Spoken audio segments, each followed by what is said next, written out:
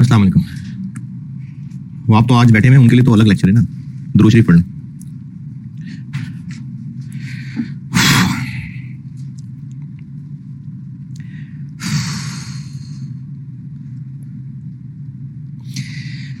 अच्छा, जिनके पास पुरानी किताब है उसमें नहीं होगा, नई किताब है तो चैप्टर के ना आखिरी सवाल पे आ जाएं, नहीं सेकंड लास्ट सवाल पे, दिसंबर 23। और जिनके पास पुरानी किताब है वो ऐसा करें कि 2 टाइम्स पे वैसे डाउनलोड कर लें, क्योंकि पिछली किताब जो है मैंने दिसंबर 22 तक बनाए हुए थे, तो उसके बाद अब जून और दिसंबर 23 डाल दिए, तो वो फिर वैसे डाउनलोड कर लें। तो जो लोग वैसे डाउनलोड कर रहे हैं, दिसंबर 23 अटेम्प्ट का क्वेश्चन 1, और नई बुक है तो नई बुक में मैंने डाला हुआ है इस चैप्टर का सेकंड लास्ट क्वेश्चन।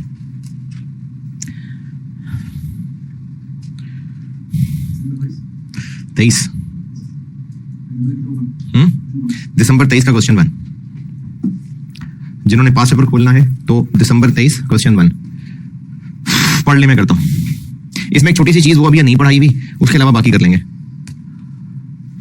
दिसंबर 23 क्वेश्चन नंबर 1 पढ़ लें।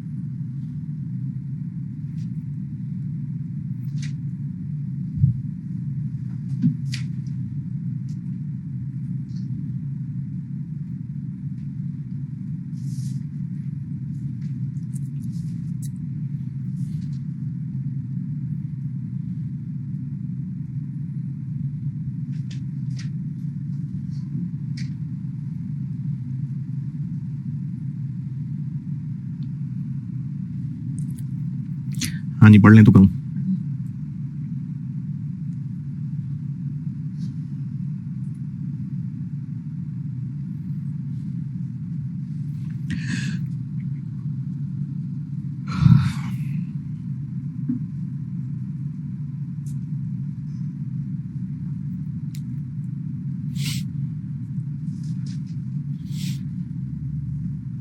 कितना अर्सा लगेगा पढ़ने में?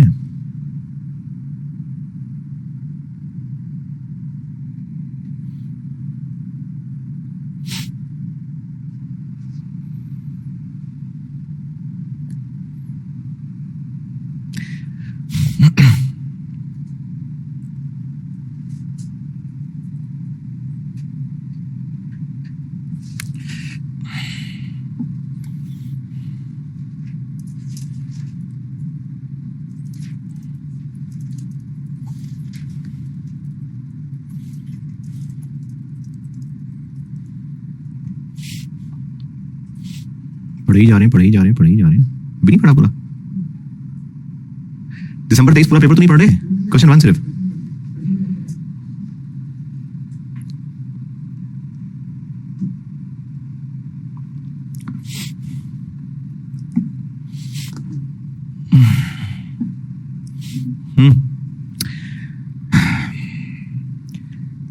आप करते हैं भी काम फाइनेंस डिपार्टमेंट में, बीएल में, और ये कंपनी पूरी दुनिया में फैली हुई है। बैठे किधर हुए? पाकिस्तान में कि? हाँ जी, हम कहाँ बैठे हैं अभी? हैं? फर्क नहीं पड़ रहा, क्योंकि वो सारी कैलकुलेशन स्टर्लिंग में ही करवा रहा है। और जब पहली दफा से पेपर में किसी बच्चे ने इसको पढ़ा होगा तो उसको लगा होगा शायद ये फॉरेन करेंसी इन्वेस्टमेंट अप्रेजल का सवाल है। तो ऐसा नहीं है। जो लोग रिपीटर हैं उनको पता है फॉरेन करेंसी इन्वेस्टमेंट अप्रेजल। जो लोग पहली दफा पढ़ रहे हैं, ये पढ़ाऊंगा एक काफी आगे जाके टॉपिक पढ़ाऊंगा, उसमें हम बैठे पाकिस्तान में होते हैं और एनपीवी रुपीज में निकालनी होती है, लेकिन प्रोजेक्ट ने कमा के देना होता है फॉरेन करेंसी में। तो ये वो नहीं है। क्यों नहीं है? क्योंकि सारे आंसर वो स्टर्लिंग में ही निकाल रहा है, कहीं रुपीज की बात ही नहीं कर रहा। इवन के रिक्वायरमेंट से थोड़ा सा ऊपर जहां पर एनपीवी का जिक्र है, तो वो कह रहे हैं आप positive GBP, great Britain pound, net present value, तो वो सारा कुछ पाउंड में ही रखना है, रुपीज में कहीं लाना ही नहीं है कुछ। तो इसलिए रिपीटर्स के लिए ये फॉरेन करेंसी इन्वेस्टमेंट अप्रेजल का सवाल नहीं है। पार्ट ए, पेबैक, एआरआर और NPV and assess the sensitivity, ये पढ़ाना है आपको भी। तो मैं अभी ये सॉल्व नहीं कर रहा हूँ, बाकी कर रहे होंगे। तो सेंसिटिविटी वाली बात छोड़ देते हैं। Determine the payback, ARR and NPV, conclude whether project financially feasible है कि नहीं, ये रिक्वायरमेंट ए है। तो एनपीवी का मेहनत कर लेंगे ना, तो उसी मेहनत से फिर पेबैक और एआरआर भी होगा। पहले पैराग्राफ में सिर्फ ये कहा हुआ है कि अब हम लंदन में एक रेस्टोरेंट खोलना चाह रहे हैं। दूसरा पैराग्राफ, हम लंदन में रेस्टोरेंट खोलेंगे तो उसको हम 5 साल तक रखना चाह रहे हैं, हम उसको 5 ईयर पीरियड के हिसाब से, और 1 साल में 52 वीक्स ओपन रहेगा। तो रोजाना ओपन रहेगा कह देते, क्योंकि उसने आगे फिगर्स पर वीक करके दी है, तो इसलिए मल्टीप्लाई करने के लिए 52 कह दिया। तीसरे में कहा हुआ है कि हमें एक जगह किराए पे लेनी पड़ेगी और उसके लिए किराया जाएगा 400,000 पर एनम, 5 साल के लिए ऐसे होगा। और ये बात अगर ना भी लिखी होती तो बाय डिफॉल्ट लीज पेमेंट्स यानी किराया एंड ऑफ ईयर ही होता है। चौथा paragraph, fit out costs and equipment, पता नहीं क्या है लेकिन कॉस्ट है ना, तो कोई कॉस्ट है जो incurred at the beginning of the project, कोई डिजाइन वगैरह सब जो इंफ्रास्ट्रक्चर है उसकी कॉस्ट होगी। टैक्स वाले इसको लिफ्ट नहीं कराएंगे।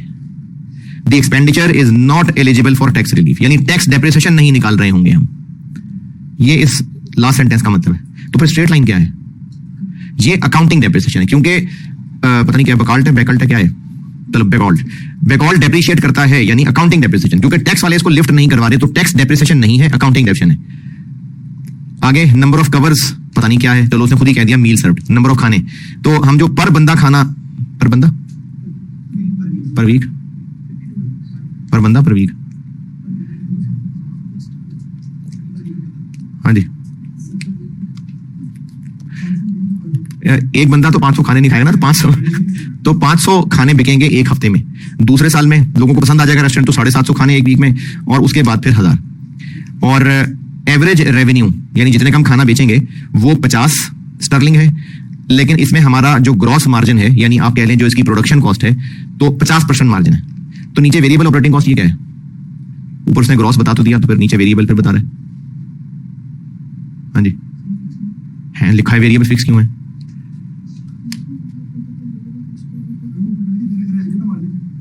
भाई उसने कहा रेवेन्यू है और मार्जिन इतना है, तो बस मार्जिन बता दिया, तो फिर दोबारा से वेरिएबल क्यों बता रहे? वेरिएबल ऑपरेटिंग कॉस्ट है, ऑपरेटिंग कॉस्ट एडमिन सेलिंग खर्चे होते हैं।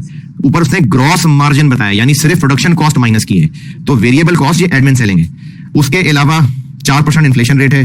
वर्किंग कैपिटल मैंने आपको पढ़ाया ही नहीं, क्योंकि सवाल में था नहीं, होता क्या है इस पे कल करेंगे बात। टैक्स रेट 25% है, कॉस्ट ऑफ कैपिटल 10% है। और 3 मेथड लगाने, तो कर लेते हैं सॉल्व। ये मैं कर रहा हूं दिसंबर 23, क्वेश्चन 1 है, और पहले कर रहे हैं उसका part A.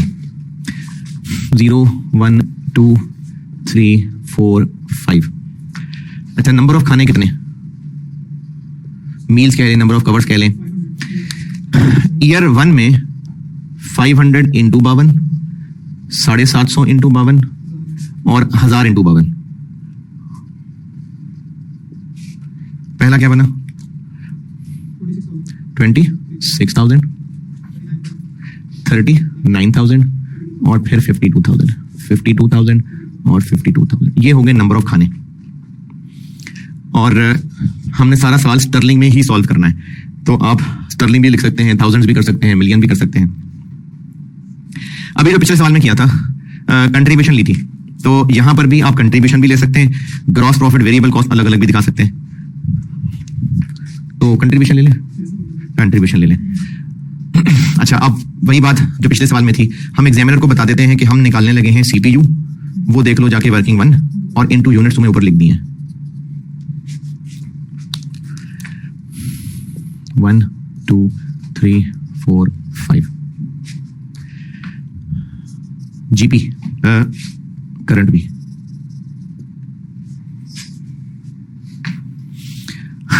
GP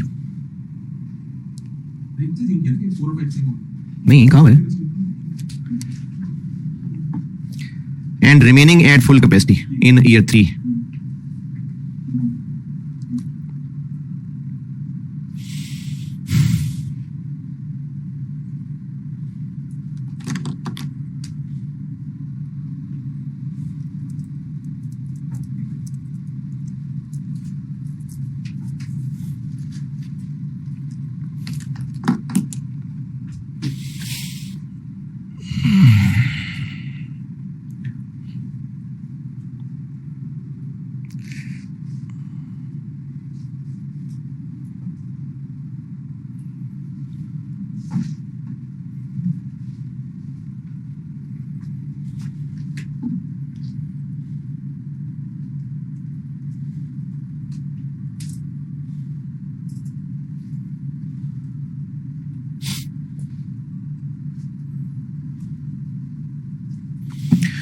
ji, GP कितना था?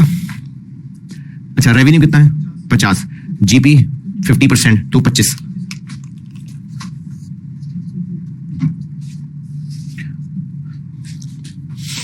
लेकिन ये कब की फिगर है? करंट 25, क्योंकि 50% था, और इसने कितना इन्फ्लेट करना है? 4%।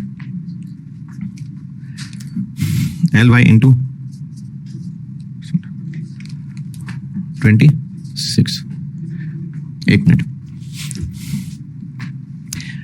वेरिएबल ऑपरेटिंग कॉस्ट ये दी हुई है आपको 1 लाख स्टर्लिंग, तो चूंकि ये वेरिएबल है तो यकीनन पर यूनिट होगी, तो हम यहां पर चूंकि पर यूनिट कंट्रीब्यूशन निकाल रहे हैं तो 1 लाख लिख दूं उधर, फिर यूनिट से डिवाइड कर लेते हैं। लेकिन इसमें एहतियात ये करिएगा कि जो सेल प्राइस दी थी उसके बारे में लिखा हुआ है कि वो है करंट प्राइस। ये पॉइंट्स तो है नहीं, तो इसलिए मैं कैसे पहचान करूं आपको? तीसरा, चौथा, पांचवा, छठा पैराग्राफ, रेवेन्यू दिया हुआ है बेस्ड ऑन करंट प्राइस, इसलिए मैंने यहां लिखा है और यहां भी इन्फ्लेट किया है। लेकिन वेरिएबल ऑपरेटिंग कॉस्ट के बारे में कहा हुआ है कि ये ईयर 1 की फिगर है। पहली बात, ये ईयर 1 की फिगर है, तो यहां पर वो फिगर एज इट इज आएगी, इन्फ्लेट नहीं करना। दूसरा, 1 लाख है ईयर 1 का, पर यूनिट कैसे बनाए? इनसे डिवाइड करके, क्योंकि वो ईयर 1 का टोटल निकला हुआ है, तो इससे डिवाइड करके।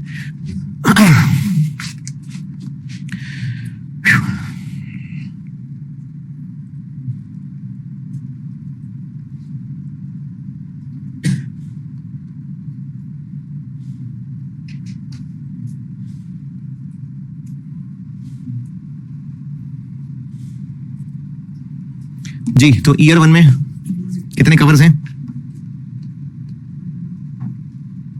जी 26,000 ना, नहीं 26,000 ना, तो 1 लाख को 26,000 से डिवाइड कर देते हैं। 1 लाख को 26,000 से डिवाइड। जी, क्या चीज?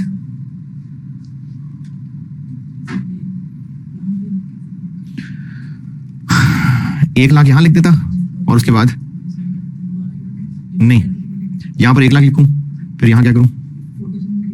सिर्फ इन्फ्लेट करना है। हाँ, तो वॉल्यूम तो लेना है ना, इसलिए पर यूनिट निकाल रहा हूं।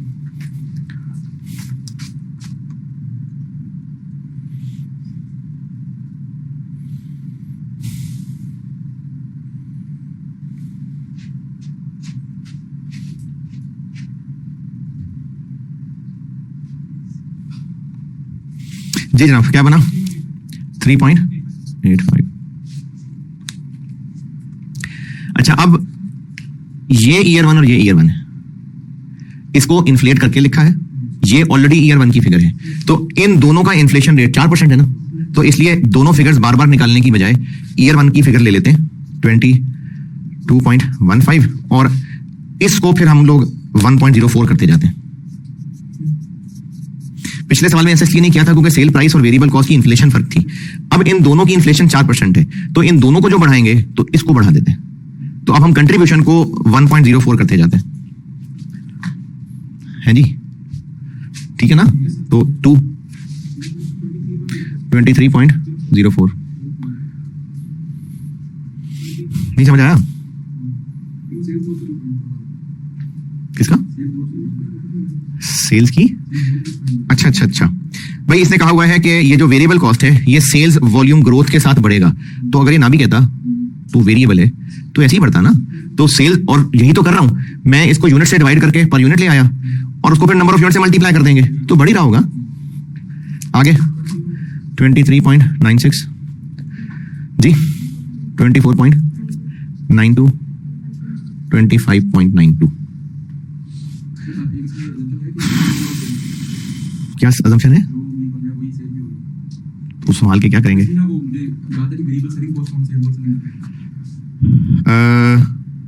तो हम जितने बनाएंगे उतने बेचेंगे। हाँ चलें, अब वो है पर यूनिट इनटू यूनिट्स और थाउजेंड्स में बता दीजिएगा, बहुत बड़ी फिगर्स हो जाएंगी वरना। 22.15 इंटू 26, बस 26, 57, 23.04 इंटू 39, बस 5, 23.96 इंटू 52, 24.92 इंटू 52, 25.92 इंटू 52, 8,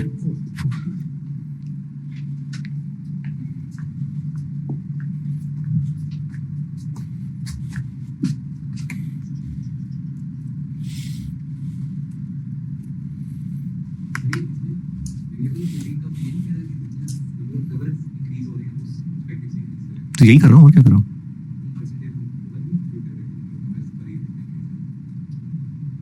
देखें, अच्छा चलें, ईयर 1 वाला 1 लाख रुपए था, 1 लाख था। इसने महंगा होना है कि महंगा नहीं होना? होगा ना, क्योंकि क्वांटिटी के साथ बढ़ना और बात है और महंगाई अलग है। 1 लाख ईयर 1 की फिगर है। ईयर 2 में वॉल्यूम चेंज कितना आएगा जो आप कह रहे हैं? 50% है ना, 50% बढ़ गया। तो इंटू 1.5 और इंटू 1.04, तो करिए 1 लाख को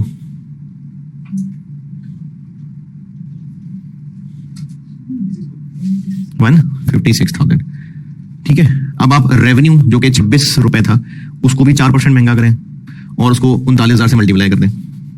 26 को 4% महंगा करें और 39,000 से मल्टीप्लाई करें।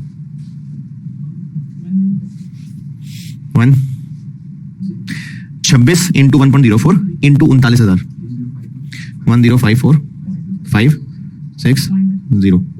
इसमें से इसको माइनस करें,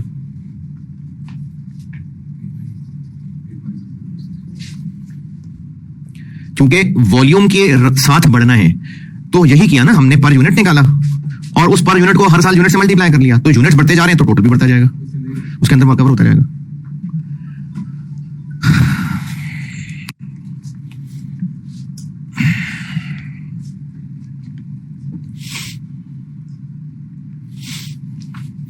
अच्छा, वैसे तो आप लोग जाहिर है सारा दिन बड़ी मेहनत के साथ आप काम करते हैं, सारा दिन काम ही काम करते रहते हैं, तो पढ़ाई का टाइम नहीं निकलेगा।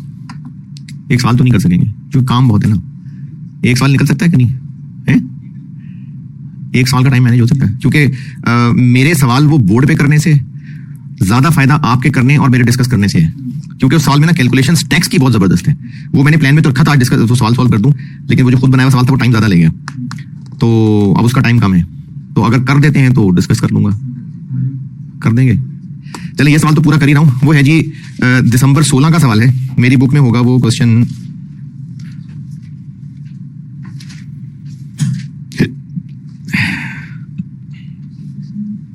देख रहा हूं, दिसंबर 16, सफर लिमिटेड, ये मेरी बुक में क्वेश्चन 5 है।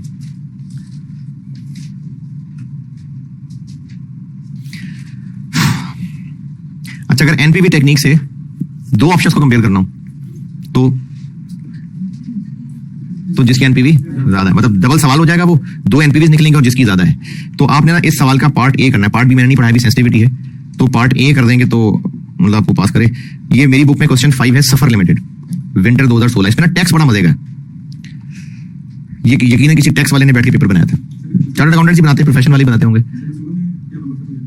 दिसंबर 16 अटेम्प्ट, मतलब ओरिजिनल पेपर में क्वेश्चन 2 था, दिसंबर 16 में क्वेश्चन 2 था। मेरी बुक में ये क्वेश्चन 5 डला हुआ है, सफर लिमिटेड। इसका पार्ट ए अगर आप कर देंगे तो बड़ा अच्छा हो जाएगा कि मैं कल डिस्कस कर सकूं। हाँ, ये बता देता हूं कि CIF वैल्यू पे पहले इंपोर्ट ड्यूटी लगेगी, फिर जो आंसर आएगा उस पे सेल टैक्स लगेगा, फिर जो आंसर आएगा उस पे विदहोल्डिंग टैक्स लगेगा। ये आप जब परसेंटेज देखेंगे तो 1% लगेगी, फिर जो आंसर आएगा फिर उस पे दूसरी लगेगी, फिर जो आंसर आएगा उस पे तीसरी लगेगी। ये बात हो गई। ओके, जिस तरतीब से लिखा हुआ पहले इंपोर्ट ड्यूटी लगेगी, फिर जो आंसर आएगा उस पे 17% लगेगा, फिर जो आंसर आएगा उस पे टैक्स।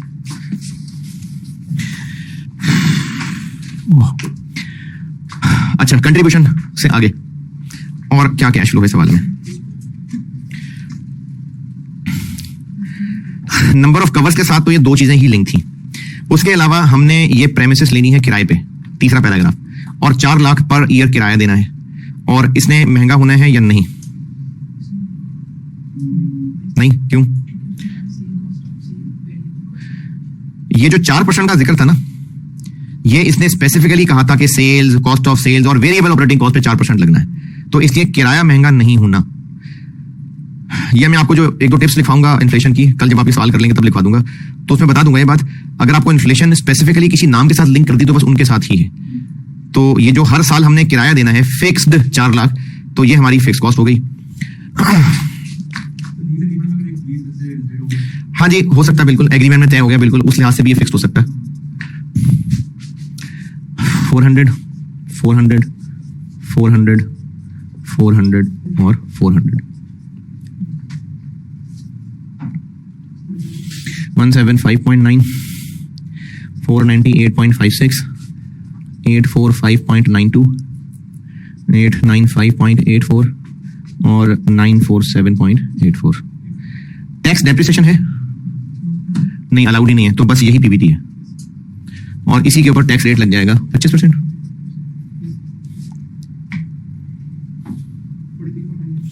43.98, 124, 211.48,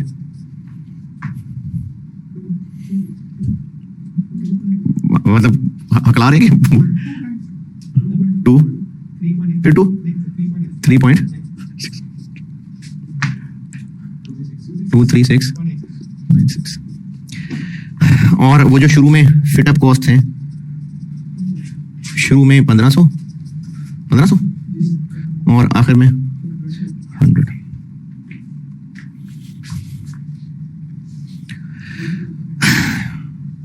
क्या? अच्छा, 1500, 131.92, 373.92, 634.44, 6788,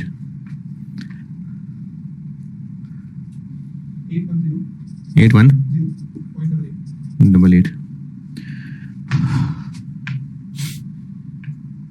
नूर, कुछ लिखने को है? अभी जब ये एंड होता है ना, मुझे याद करेगा लेक्चर 10 के बारे में कुछ बताना है आईटी वालों को, चाहे मोबाइल में लिख लें चाहे वैसे याद रख लें। ये लेक्चर 10 के बारे में कुछ कहना है जी। कॉस्ट ऑफ कैपिटल क्या है? 10%।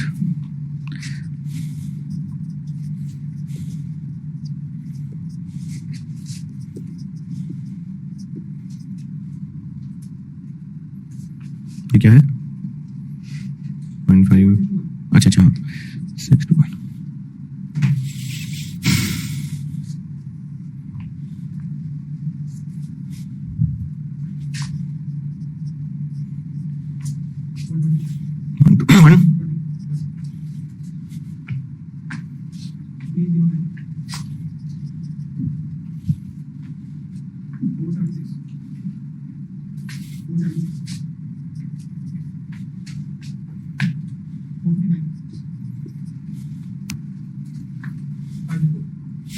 50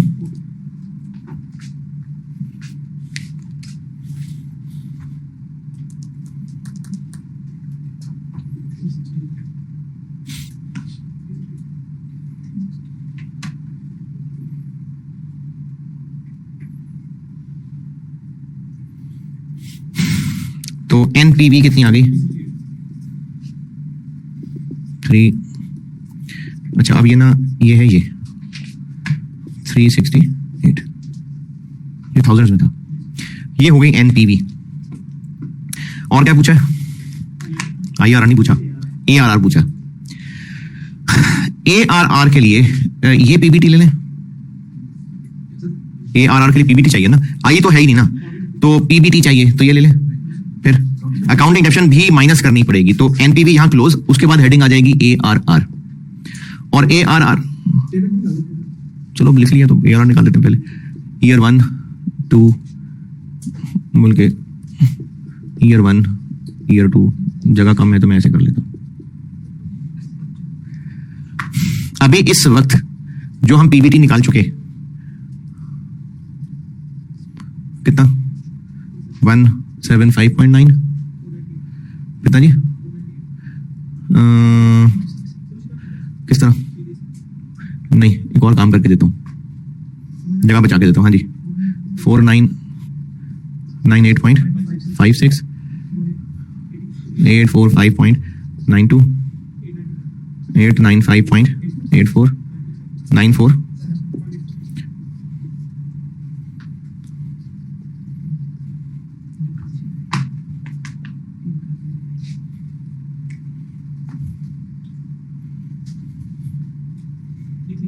33 पॉइंट 5 साल का टोटल कर लिया ना, तो बस 5 साल की डेप्शन माइनस कर देते हैं इसमें से। 5 साल में कितना डेप्रिशिएट हो जाना है 1400। ये क्या किया कॉस्ट माइनस आरवी, तो ये 5 साल की टोटल डेप्शन ही होगी ना, है ना, तो कितनी 1400 19 डिवाइडेड बाय 5 392 ये आ गया एवरेज एनुअल पीबीटी। सारे पीबीटी ऐड किए, वो कैश फ्लोज डेप्रिसिएशन इकट्ठी माइनस कर दी और एवरेज कर लिया। और जी वो पता नहीं जो कही है किसी ने, मैंने लिख दी सही है। तो एआरआर डिनोमिनेटर क्या रखना, सवाल में लिखा हुआ है आखिर में कहीं एवरेज। तो ARR is equal to 392.81 divided by average 800। ये क्या किया 1500 प्लस 100 डिवाइड बाय 2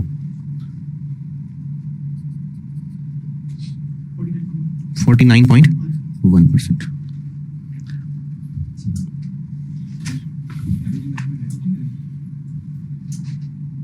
$1500 माइनस 100 नहीं।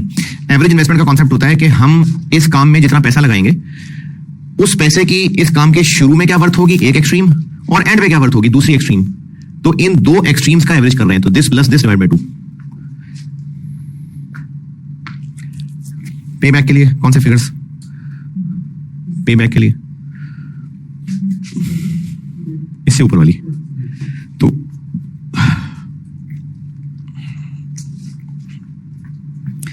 ये पे बैक कर रहा हूं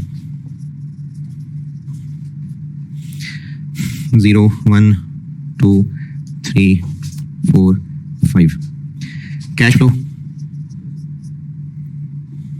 131.92 373.92 634.44 671.88 810.88 और क्यूम्यूलेटिव 136808। अच्छा मैंने जरा जगह मैनेज की है, ये 45 इधर है, ये कैश फ्लो है, ये क्यूम्यूलेटिव कैश फ्लो है 994.16 359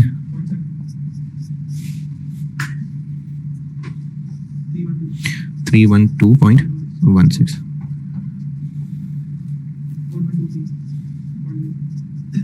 तो पे बैक कितना हुआ? 359.72 डिवाइडेड बाय 671, आखिरी नेगेटिव डिवाइडेड बाय अगले साल का कैश फ्लो 3.54 ईयर्स।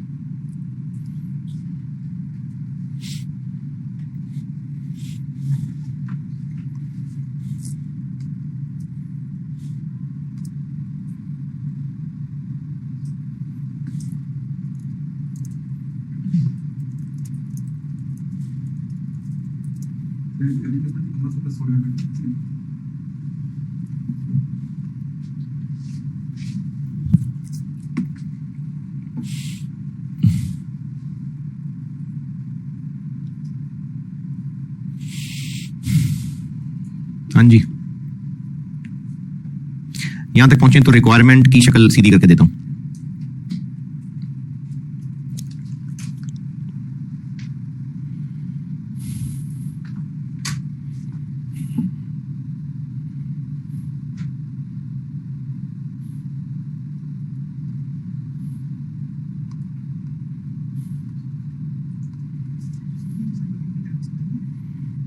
सही कह रहे हैं आप थोड़े, और अभी पूरा नहीं हुआ, सेंसिटिविटी भी निकालनी है।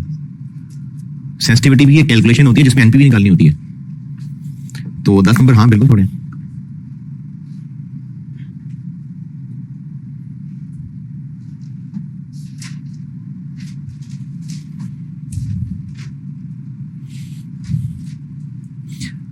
हाँ जी, नोटिंग करें पूरी तो फिर रिक्वायरमेंट से रिलेट करता हूं।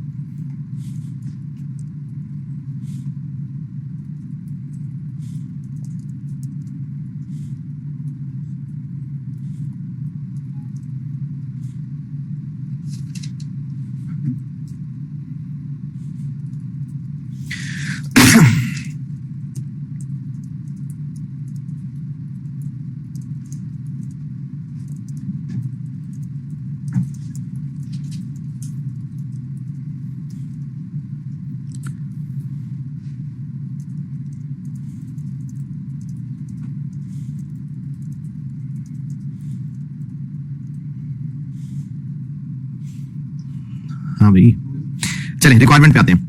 Part A, determine the payback ARR and NPV of the opportunity. Determined हो गया। एंड असेस द सेंसिटिविटी, ये पढ़ाना है आपको भी, और इसकी भी एक इतनी लंबी तो नहीं लेकिन बहरहाल एक कैलकुलेशन होती है, फुल स्टॉप। ये हो गई सारी calculations. Conclude whether the project demonstrates financial viability, तो प्रोजेक्ट अच्छा है ये भी बताना है। तो कैसे? उन्होंने स्टैंडर्ड्स दिए हुए हैं, और अब चूंकि तीनों हम सॉल्व कर चुके तो हम कंक्लूजन बताने के लिए फिर से इनकी समरी लिख देंगे। Payback 3.5 years, standard 4 years, NPV 368,000 positive है, एआरआर 49%, स्टैंडर्ड 20%। तीनों के तीनों हमारे स्टैंडर्ड से बेहतर हैं। कंक्लूजन फाइनेंशियली फीजिबल है। ये हो गया पार्ट ए। ये लिखना पड़ेगा जी, पार्ट ए। ओके, ये जो पार्ट बी है ना, ये मैंने आपको पहली क्लास में जब आपको सारा कोर्स प्लान बता रहा था तो बताया था कि ये जो बीएफडी की थ्योरी है ना, ये किसी बुक का रट्टा नहीं है। ये आपको फील कराना चाह रहे हैं कि आप फाइनेंस या बिजनेस के टॉप बन के सोचें और फील करें और फिर आंसर लिखें। ये लोग जो पहली क्लास में नहीं थे, मैंने मिसाल भी दी थी कि अगर आपको इस रूम को ऑब्जर्व करके कहूं कि इस रूम पे कमेंट करें, पहले दिन आप में से जितने लोग बैठे हुए थे, फिर मैं आपकी पोजीशन बदल रहा था कि अब आप स्टूडेंट बन के सोचें, अच्छा आप एम्प्लॉय बन के सोचें, अच्छा मालिक बन के सोचें, तो कमेंट बदल रहे थे ना। तो आपको जो बीएफडी में थ्योरी वाला सवाल है ना, उस पर डरने की बजाय आपने जिसके पॉइंट ऑफ व्यू से सवाल पूछा हुआ है वो बन के सोचना है, और दुनिया में जितने भी बिजनेसेस हैं, अगर उनका कोई बहुत डिटेल टेक्निकल नॉलेज ना चाहिए, जस्ट बिजनेस टैक्टिक्स की बात कर रहा हूं, वो इंस्टिंक्ट पे ही होते हैं, यानी वो इंसान अपने दिल को ही फील से ही चल रहा होता है।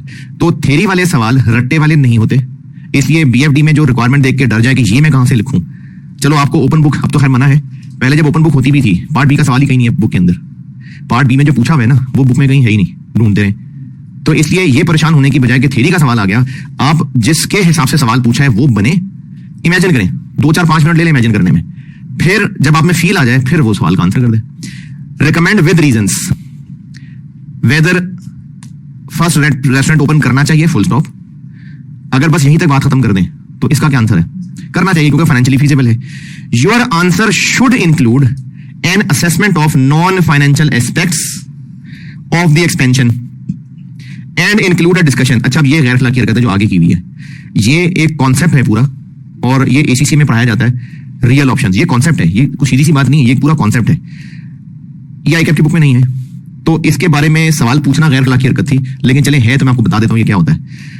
अब इस सवाल में आप अगर बुक खोल के, अब तो ओपन बुक अलाउड नहीं है, तब अगर होती भी थी तो आईकैप की बुक में ये आप ढूंढें, आपको कहीं नहीं मिलेगी ये चीज।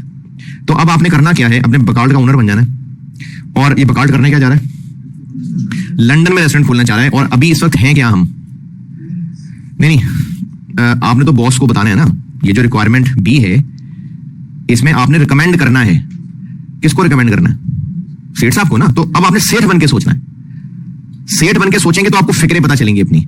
हम अभी इस वक्त क्या हैं, हम एक कंपनी है जो ऑपरेट कर रहा है रेस्टोरेंट बिजनेस में, और हम किताबों की दुकान खोलने जा रहे हैं, रेस्टोरेंट ही खोलने जा रहे हैं। हमारे दुनिया में बहुत कॉन्टिनेंट्स में रेस्टोरेंट्स हैं, और हम लंदन में आना चाह रहे हैं, और लंदन में ये पहला है हमारा। ये पहले पैराग्राफ पे गौर करें, पहला है लंदन में, उसके अलावा मुख्तलिफ रीजन में है, और हमारा बिजनेस भी रेस्टोरेंट्स का ही है।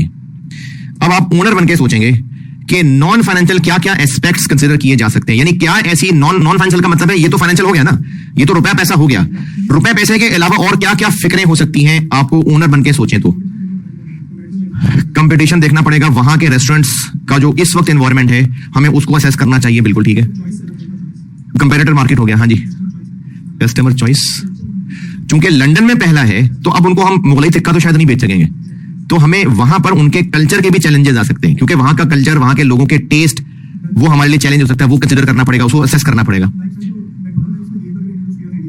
किसने? हाँ हाँ, तो ये वही कल्चर वाली बात आ गई ना, उनकी कल्चरल वैल्यूज, मोरल वैल्यूज देखनी पड़ेंगी, वैसे तो कोई नहीं बोलूंगी लेकिन चलो देखनी पड़ेंगी, और वहां की रेगुलेटरी अथॉरिटी को चेक करना पड़ेगा कि वो फूड सेक्टर के ऊपर उनके क्या रूल्स हैं, वो भी हमें जरूर पढ़ने चाहिए, जाके बिजनेस खोलने पता चले दूसरे दिन छापा पड़ गया। और हाँ जी,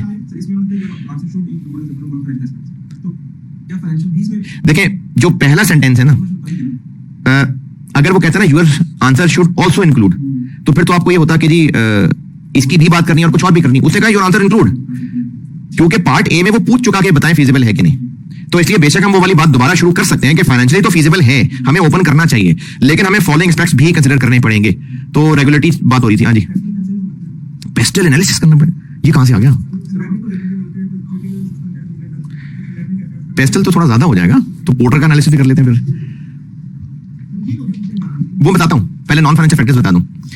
हाँ जी, लोकल लॉ हो गया, और है चले पॉलिटिकल हो गया, पेस्टल बिल्कुल ठीक है, पॉलिटिकल हो गया कि वहां की गवर्नमेंट की क्या पॉलिसीज हैं,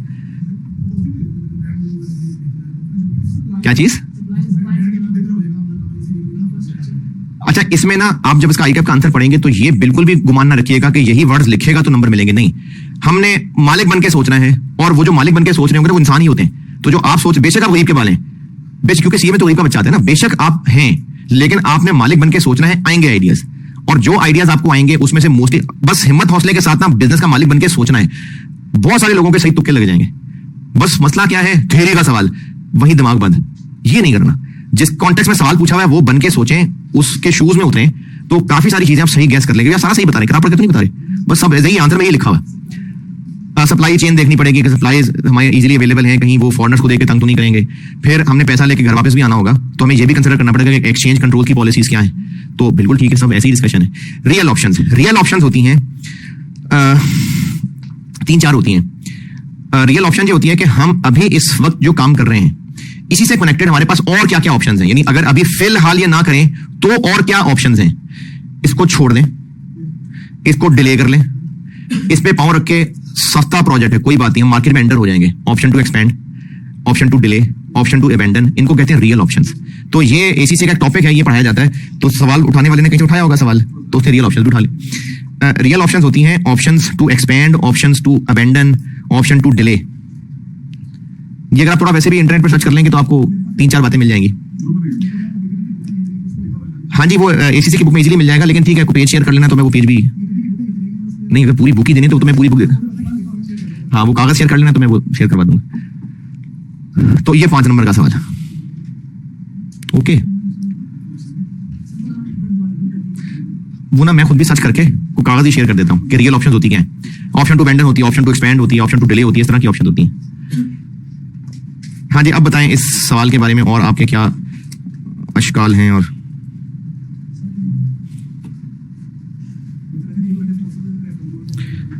option to expand, option to abandon, option to wait, option to switch, option to contract, ये मुख्तलिफ हैं। बल्कि पेज क्या शेयर करना है, आप सारे जीते लोग हैं, इंटरनेट पे लिखें रियल ऑप्शंस। ये एसीसी ग्लोबल की वेबसाइट पे एक आर्टिकल मिल गया रियल ऑप्शंस का।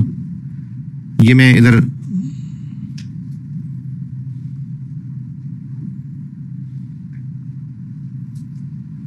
आप गूगल पे सर्च करें रियल ऑप्शंस तो वो काफी सारी चीजें खोल के दे देगा। चलें, ये सवाल जो दिसंबर 16 का कहा है, अगर कर लें ट्राई तो फिर डिस्कस हो जाएगा। ठीक है, चलें, ठीक है, अल्लाह हाफिज।